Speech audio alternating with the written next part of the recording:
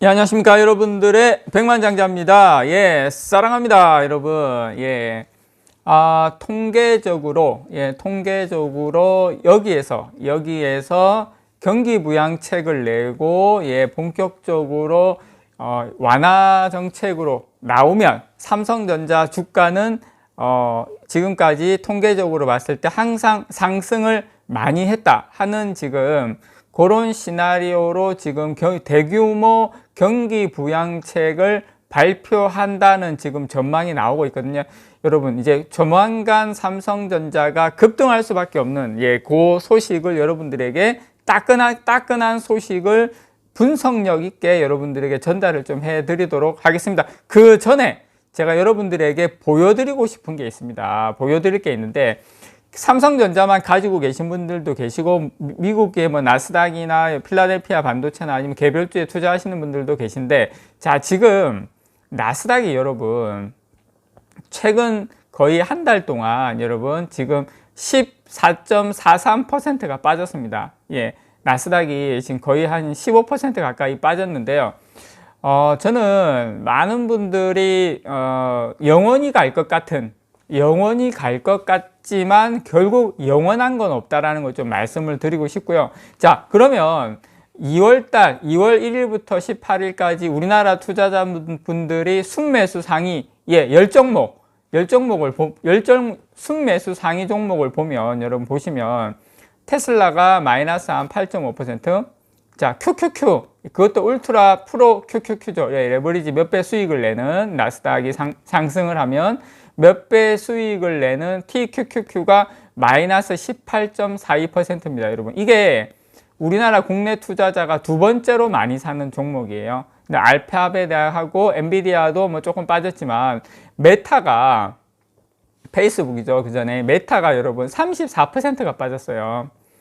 삼성전자가 아무리 많이 빠져도 30% 이상 빠진 경우가 거의 없습니다, 여러분. 예. 그래서 지금 미장도 그렇게 만만치 않다라는 거 여러분께 말씀을 드립니다. 그리고 지금 저뿐만 아니라 많은 증시 전문가들이 올해하고 내년은 미장보다는 한국 주식시장 그리고 중국 시장이 더 좋을 수도 있을 것 같다. 그런 전망도 지금 속속 나오고 있죠, 여러분. 자, 매일경제에서 올림픽 끝나자마자 돈줄 푸는 중국, 화학 반도체주 미리 담아라. 이 화학 반도체주는 국내 우리나라에 있는 화학 반도체주를 이야기하는 거죠. 자, 여러분 요 차트 한번 보시겠습니까, 여러분? 자, 저는 일단 요거를 보여드리고부터 설명을 좀 드리고 갈게요. 자, 한국의 국가별 반도체 수출액 비중이에요. 이게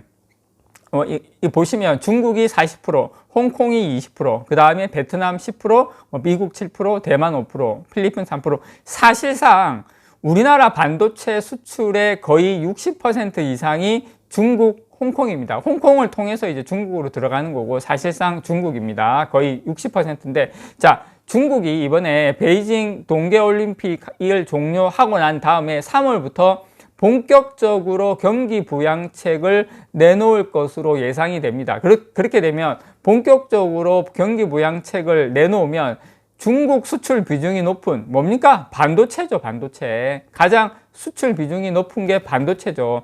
우리나라의 상위 10개 품목, 중국 수출의 상위 10개 품목이 뭐가 됩니까? 반도체죠. 27.3% 금액 비중으로. 그 다음에 석유화학이 13%, 쭉쭉쭉 디스플레이 있고 한데 결국 절대적인 게 반도체입니다. 그래서 중국의 수출 비중이 높은 이 반도체, 화학, 이런 경기 민감주가 결국에는 상승한다. 중국이 지금까지 그렇다 할 경기 부양책을 최근까지 이렇게 속 시원하게 내놓은 게 없었는데 지금 중국도 상당히 이제 경기가 많이 좀 부진에 빠져 있거든요. 그래서 이제 중국 당국은 다음 달 3월 달입니다. 다음 달 4일하고 5일로 예정된 양회는 뭐냐면 중국 인민대표회의하고 중국인민정치협상회의입니다. 여기서 강력한 뭘 내놓는다?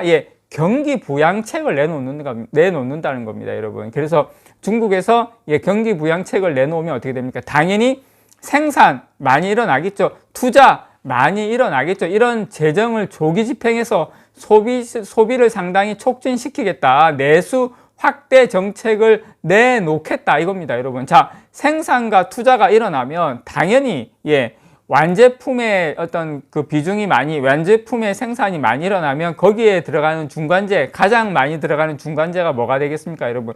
바로 반도체입니다, 여러분. 중국 수출 상위 종목 10개 품목 중에 가장 큰 포션을 차지하는 반도체가 좋을 수밖에 없다. 자, 중국이 일회성으로 끝이느냐? 아닙니다, 여러분. 하반기에 시진핑 연임이 있죠. 그래서 이 중국의 경기 부양책은 앞으로 계속 진행이 될 수밖에 없다. 그래서 중국 수출 비중이 높은 중국이 이제 아마 제가 봤을 때는 이제 지금 중국으로 미국계 자본이나 자금도 지금 많이 들어가고 있거든요. 그래서 중국 당국의 경기 부양책에 대한 기대감이 지금 많이 커지면서 또 중국 같은 경우는 지금 금리를 계속 내리고 있습니다. 지금 1월 달에는 1%포인트 뭐 내리고 5년 만기도 0.05%포인트 낮추고 지금 금리도 오히려 낮추고 있고 지금 종합지가 지수도 설 이후에 지금 거의 한 4% 가까이 상승을 했거든요. 그래서 지금 중국은